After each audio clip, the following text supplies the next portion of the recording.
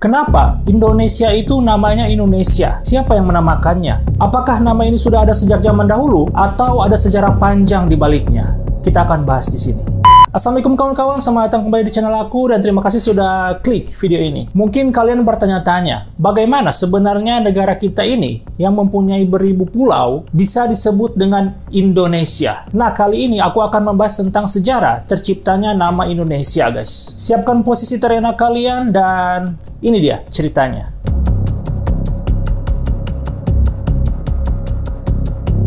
Sebelum kita masuk ke asal-usul nama Indonesia, kita perlu memahami bahwa kepulauan yang kita huni ini sudah sejak lama dikenal oleh dunia luar, guys. Pada zaman dahulu, wilayah Nusantara ini dihuni berbagai kerajaan besar seperti Sriwijaya, Majapahit, dan Mataram. Nah, kerajaan-kerajaan ini itu memiliki pengaruh yang besar baik secara budaya maupun ekonomi, guys, dan menjalin hubungan dengan berbagai bangsa lain seperti India, Arab, Tiongkok, dan tentunya Eropa. Nah, namun pada masa itu wilayah kita ini itu belum disebut dengan Indonesia, guys. Di kalangan bangsa asing itu wilayah kita disebut dengan Kepulauan Melayu atau Hindia Timur. Orang-orang Eropa yang datang ke sini itu terutama para pedagang dan penjelajah mulai menyebut wilayah kita itu sebagai Hindia Belanda ketika Belanda itu mulai menjajah kita, guys. Nah, nama Indonesia sendiri itu baru muncul di pertengahan abad ke-19, jauh setelah kejayaan kerajaan-kerajaan tersebut. Istilah ini berasal dari dua kata dalam bahasa Yunani kuno, yaitu Indos yang berarti India dan Nesos yang berarti pulau. Nah, mungkin ada yang bertanya, mengapa India? Kan kita Indonesia, bukan India. Karena pada zaman itu Asia Tenggara sering dikaitkan dengan India karena adanya pengaruh budaya dan perdagangan dari India yang sangat kuat di wilayah ini, guys. Terutama melalui penyebaran agama Hindu dan Buddha. Nah, jadi Indonesia secara harfiah berarti Kepulauan India atau pulau-pulau di sekitar India, guys. Nah, meskipun nama ini mengacu pada India, sesungguhnya istilah ini tidak ada hubungan langsung dengan negara India modern yang kita kenal saat ini. Itu hanya istilah geografis untuk menggambarkan wilayah Asia Tenggara, khususnya kepulauan yang sekarang kita sebut Indonesia. Nah, penggunaan nama Indonesia ini pertama kali dicetuskan oleh seorang etnolog asal Inggris bernama Richardson Logan pada tahun 1850. Dalam tulisannya, Logan menggunakan istilah ini untuk menggambarkan wilayah kepulauan yang luas di sebelah timur India. Pada waktu itu, istilah yang digunakan oleh para peneliti dan penjelajah itu masih beragam, guys, seperti Nusantara, Kepulauan Melayu, atau Hindia Belanda. Namun, Logan ini memilih kata Indonesia karena menurut dia lebih sederhana dan tepat untuk menggambarkan keseluruhan wilayah ini.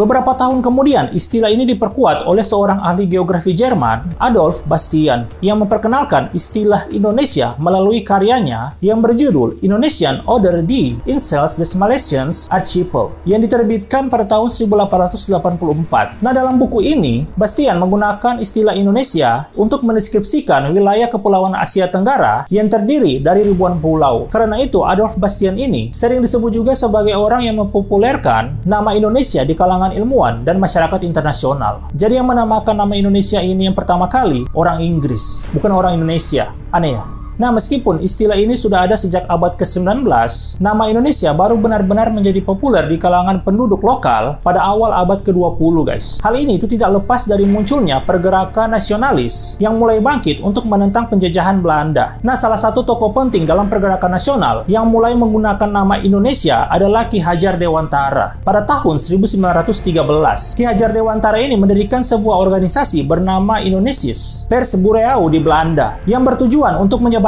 informasi tentang perjuangan rakyat Indonesia kepada dunia internasional. Nama Indonesia ini mulai digunakan oleh para nasionalis sebagai simbol persatuan bagi seluruh wilayah kepulauan yang dihuni oleh berbagai suku bangsa dan bahasa. Pada masa itu, pergerakan nasional ini semakin kuat, guys. Para pemimpin pergerakan itu mulai mencari nama yang bisa mewakili seluruh rakyat di wilayah ini. Bukan hanya sebagai Hindia Belanda yang merupakan nama kolonial, nama Indonesia ini dipandang lebih tepat karena mencerminkan identitas kita sebagai bangsa kepulauan yang besar dan beragam, guys. Nah, setelah melalui perjuangan yang panjang melawan penjajahan, pada tanggal 17 Agustus 1945, Indonesia akhirnya memproklamasikan kemerdekaannya. Nama Indonesia secara resmi digunakan sebagai nama baru yang merdeka. Proklamasi ini bukan hanya menandai akhir dari penjajahan, guys, tetapi juga menjadi simbol persatuan dari Sabang sampai Merauke, dari barat hingga ke timur Indonesia. Dengan menggunakan nama Indonesia, kita menyatukan beragam suku, bahasa, agama, dan budaya di bawah satu bendera merah putih. Setelah kemerdekaan, nama Indonesia ini tidak hanya menjadi nama negara,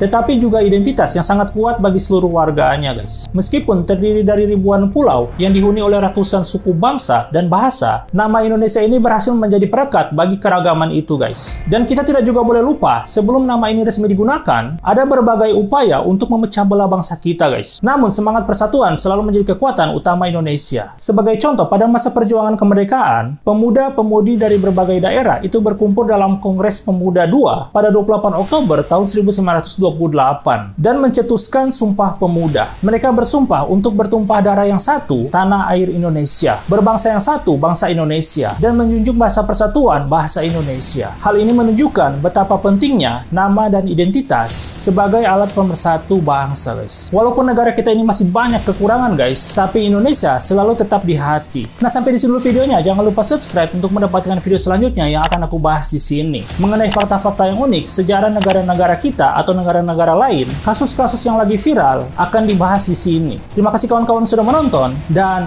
assalamualaikum. Jadi yang menamakan nama Indonesia ini bukan orang Indonesia, guys, tapi Adolf Hitler. Sorry.